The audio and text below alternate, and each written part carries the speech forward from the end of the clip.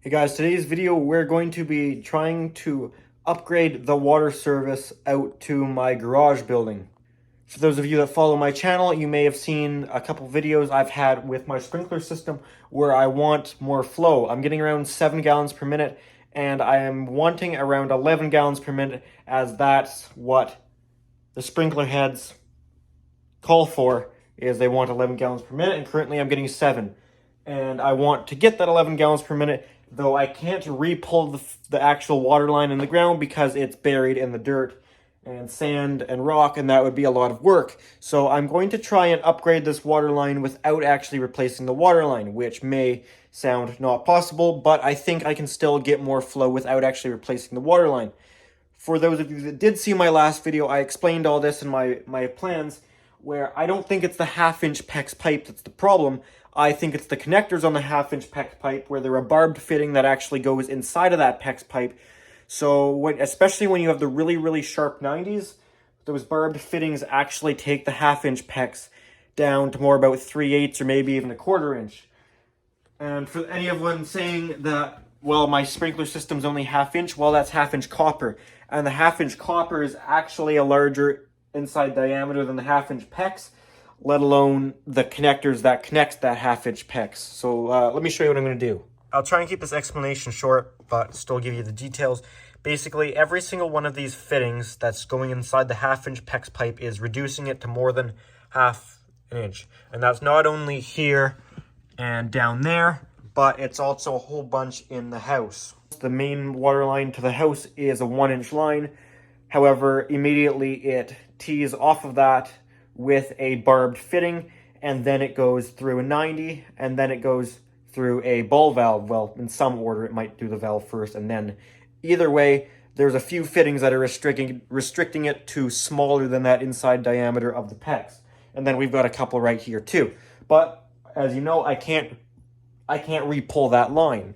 So I'm going to change everything that I possibly can to the SharkBite fittings. Now, I know some people hate SharkBites and don't trust them, and I don't have enough plumbing experience to speak on the matter. All I can say is they do seem a little scary to put them behind a wall. I know people do, but I don't know if I would like to do that. However, all of mine are visible and are going to stay visible. So if something was to ever happen, it would be very apparent.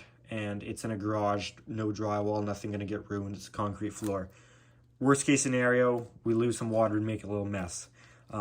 But for this situation, I am using the SharkBite because they are much less restrictive.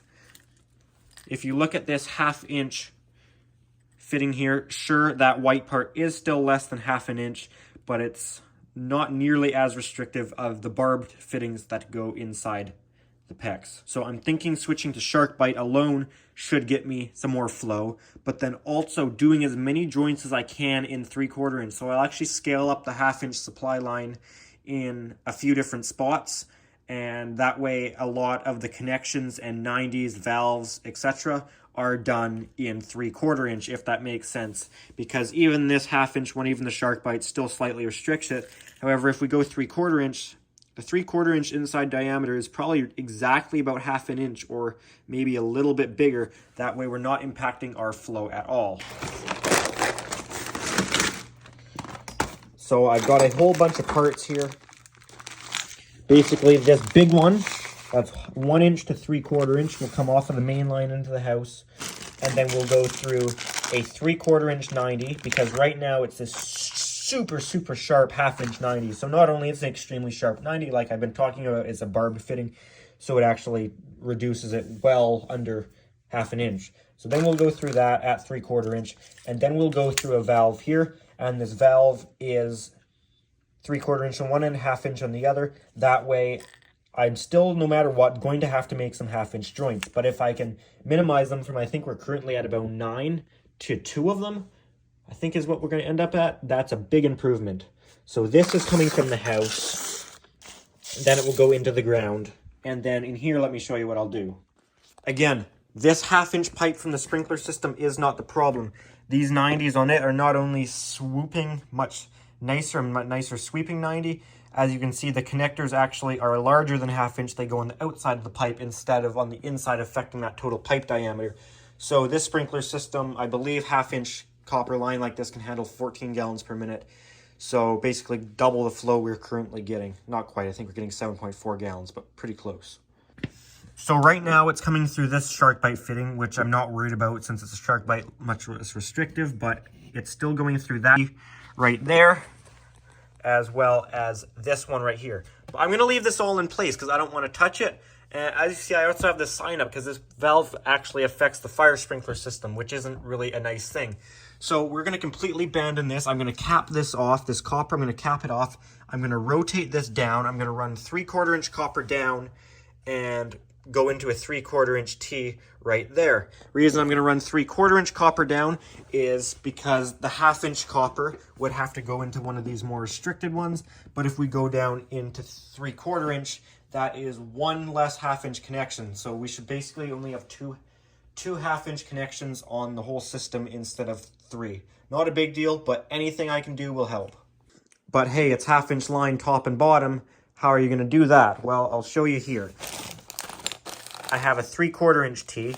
That's great for 3/4 inch to come out of the sprinkler system, but then we got 1/2 inch on the top and bottom, 1/2 inch continuing for the domestic water in this building and coming from the supply side. So, well, not that.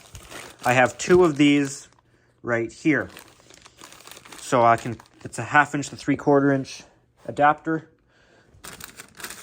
So we'll put one on each side. So basically the whole sprinkler system, the only point of it that will be less than 1/2 inch is the house side going through the 1/2 inch of this ball valve and the 1/2 inch coming into this T right here.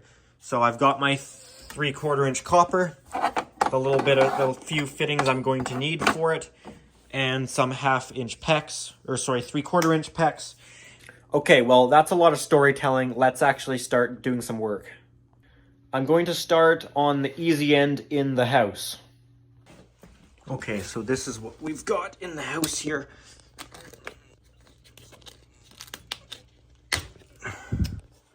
So it looks like to deal with this line, I'm going to actually have to shut it off from the road. So I'll do that now.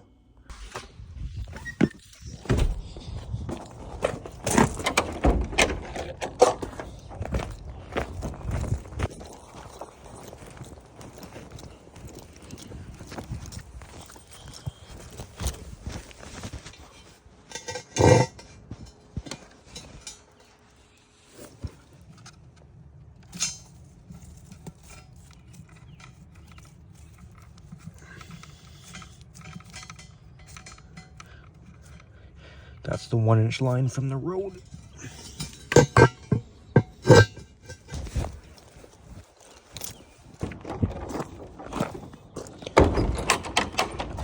We're going to close the valve on the sprinkler system, the main valve going in, since there isn't backflow preventer. So if we flush out all the water from the system, I don't want to trip the flow switch when the system is refilled. So we're going to lose all of the pressure.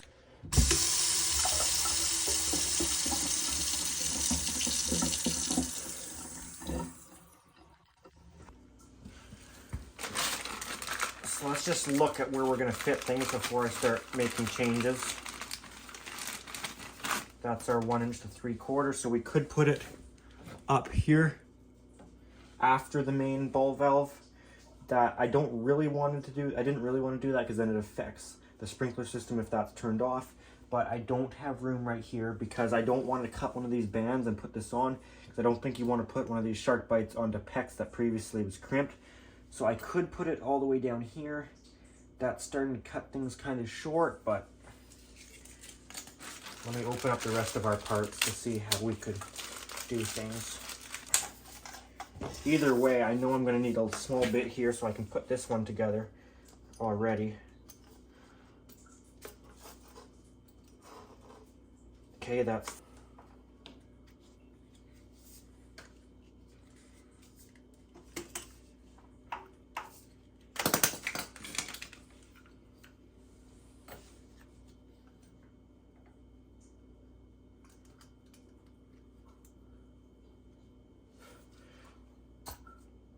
There you go. So that's pretty much as tight as you can put those together.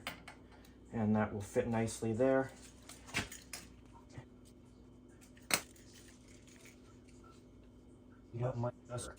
Okay, we might lose some water when I cut this one open here. We can turn off the rest of the house so the water doesn't flow back down.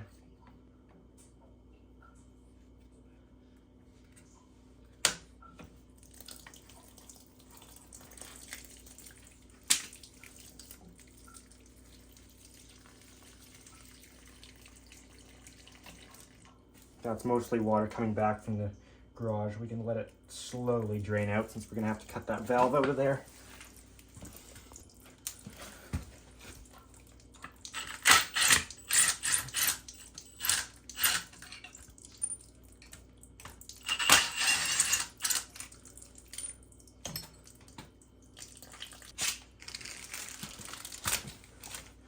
I'm going to install one of these little caps on this line here now.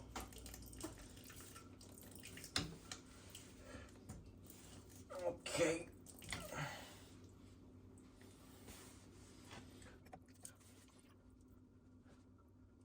This looks like it goes down. It's right on there. I think I cut those two spots there. Get that back on there.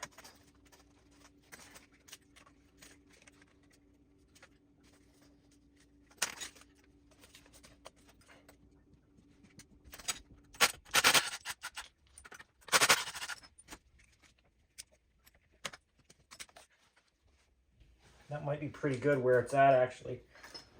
I mean, there's a tiny bit of play. So I'm going to cut into the main water line now.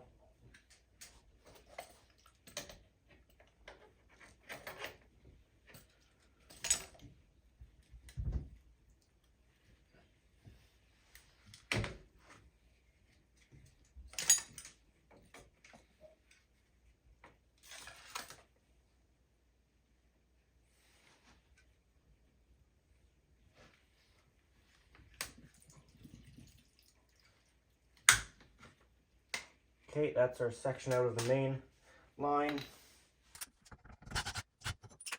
Okay.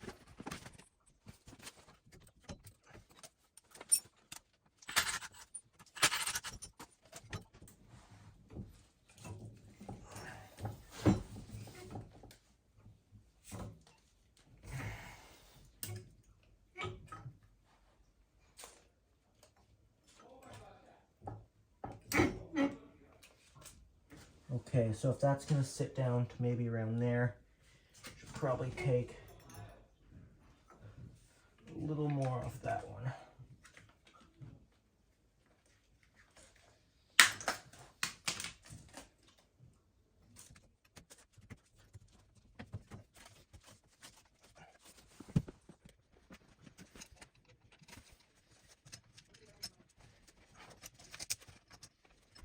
Okay, that's all we want. Okay, that's all we want. Okay, let's switch that valve around, but it's not priority right now.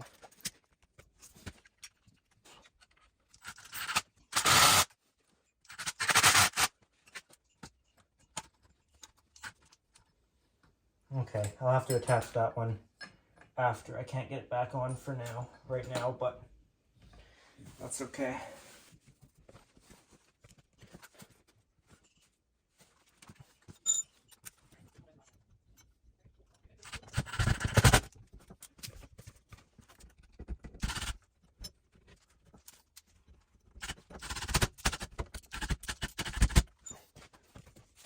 Okay, I'm gonna flip that ball valve around now because I want that handle a different way, because right now it's like kind of right into the floor. I mean, it does work, but put it that way. Yeah, there.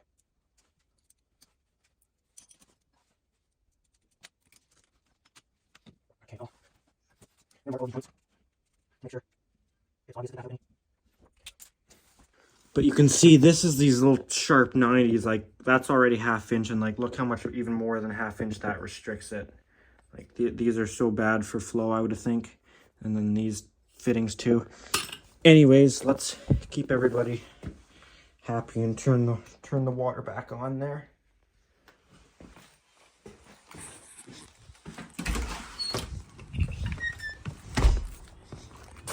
and hope nothing goes wrong.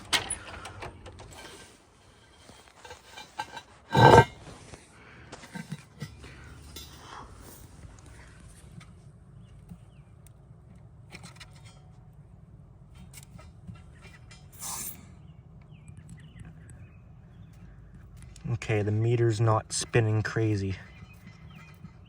I like that.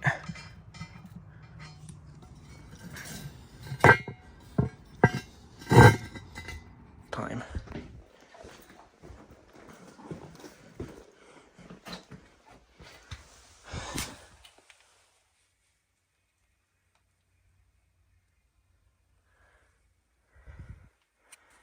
Well, that doesn't look good there. Yeah, we do have a leak there. I don't know what to do about that, but for now, I'll turn the house back on.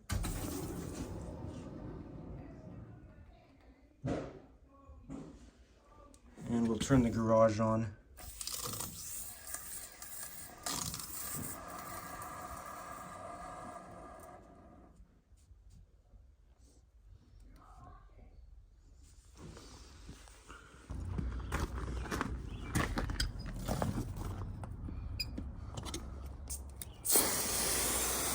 I don't know if there's any air in the line or not.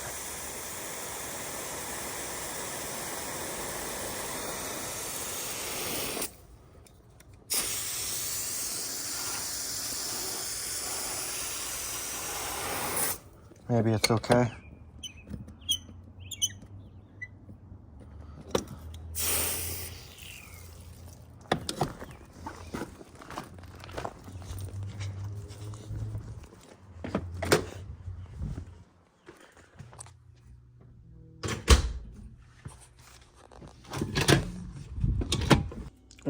I've now dried this thing off, and I don't see any more water coming from it, so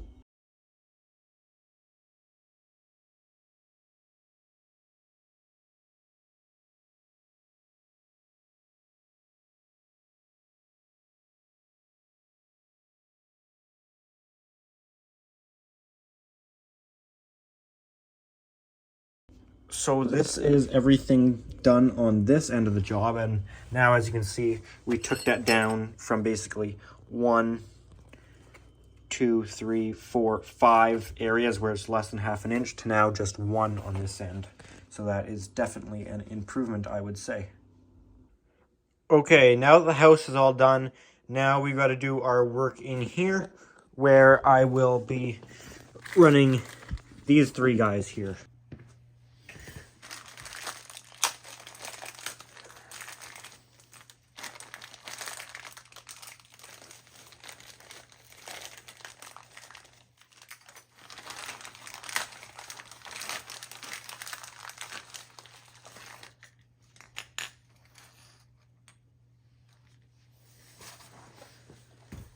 Want to make sure this whole thing's going to fit in there too, because this is 8 inches long.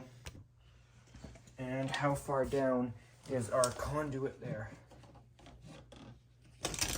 Right around 8 inches, so we may actually have to cut away some of that conduit. But anyways, let's cut ourselves a nice access hole here to get into the wall.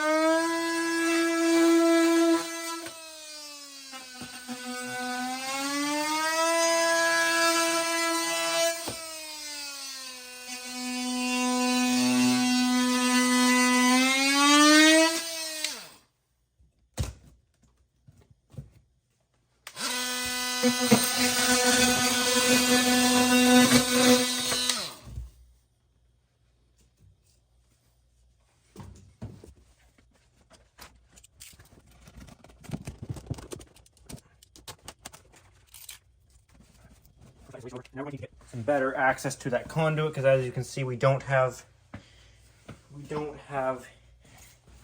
8 inches of pipe to work with right here. This needs to get cut down to almost at the bottom of the red tape. So we will carefully do that and cut this around the water line.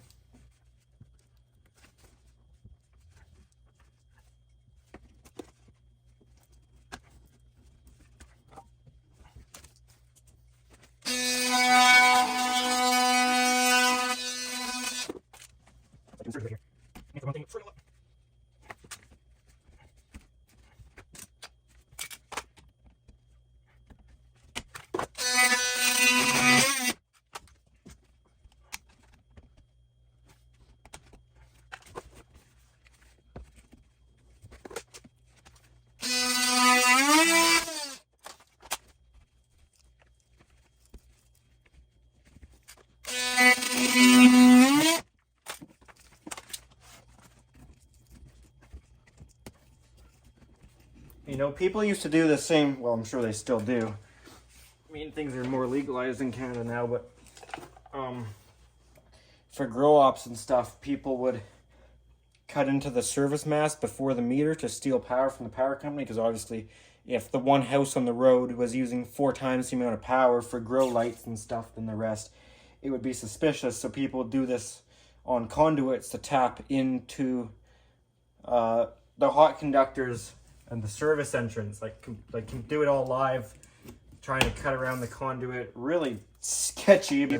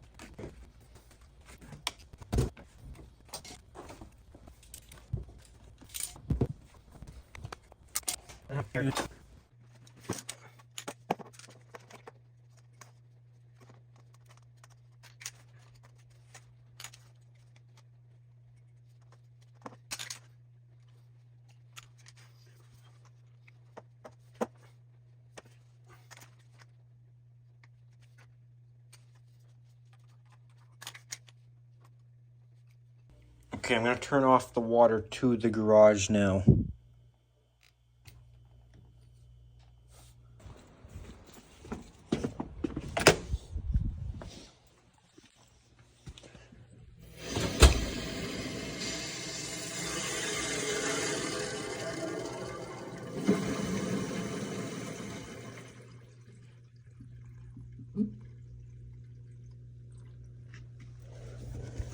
Okay, so this guy is now all empty. This might be a bit of a fight to get this one in place, but yeah.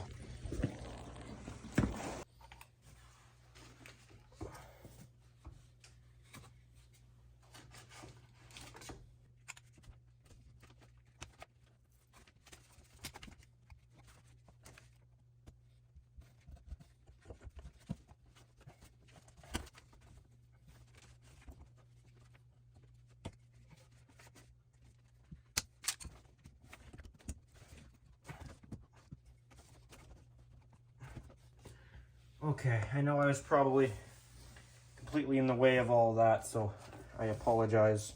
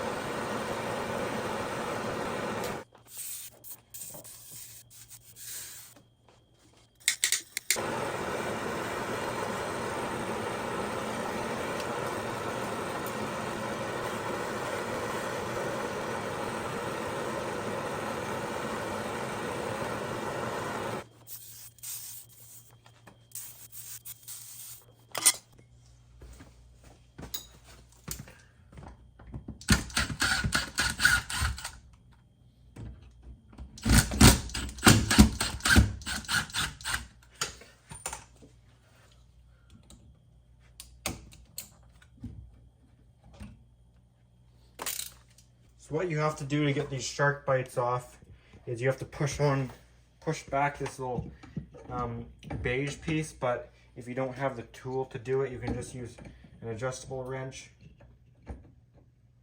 and push on them that way. If I wanted to pull this out, which I think I do.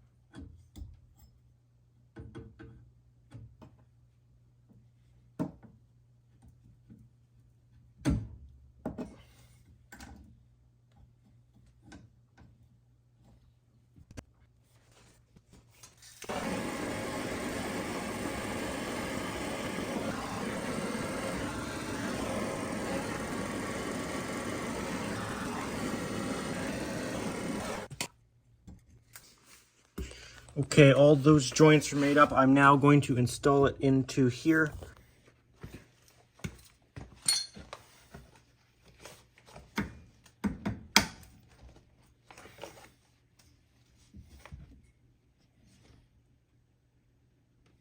I'm going to turn the water back onto this building and hopefully we don't get any leaks.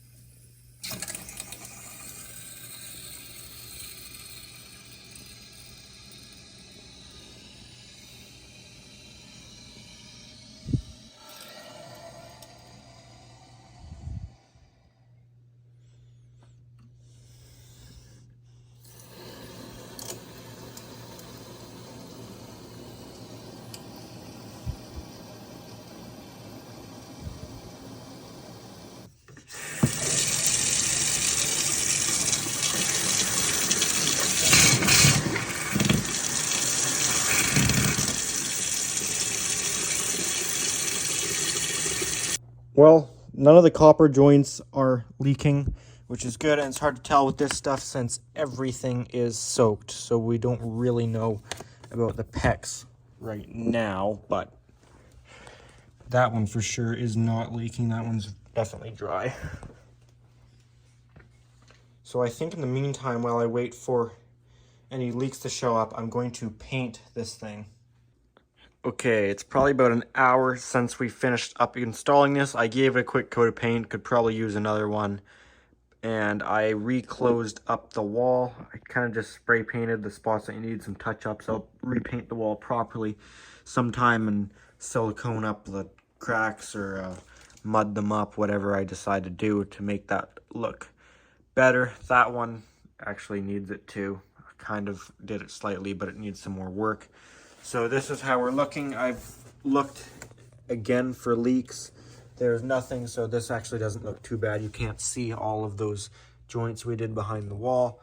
But if we do have a problem, it's open right here, so any water will just come out, so we will notice a problem. And we still have access to this valve that will shut off the normal domestic water for the whole building. But that won't shut off the fire sprinkler. The only way to shut off the fire sprinkler is for here, which I do need to put this tag back on it, or from the garage. But I put one of these sort of tamper seals around the valve, where the only way to close the valve is to break it, which doing that kind of makes it pretty obvious, because I got that note right tied to that tamper seal that says, well, whatever that one said, I think it says something like, closing this valve will compromise fire protection. So anyways, guys, this is somewhat back together. It looks okay, no leaks, and theoretically we should have more flow. So we'll test that out in a different video. I don't want to make this one too long, so I'm going to end this one here. So guys, I hope you did enjoy this video. If you did, make sure to give it a thumbs up. If you have any comments or questions, make sure to put those in the comment section below this video. And if you do enjoy my videos and want to see more of them and want to help me out, make sure to subscribe. Also, I do have an Instagram account at Pickle700 where I post bonus stuff and stuff earlier than you'd see it on the YouTube channel, and just extras, that sort of thing. So if you're interested, feel free to check that out. Once again, that's at Pickle700. Alrighty guys, that's going to be it. Thanks for watching.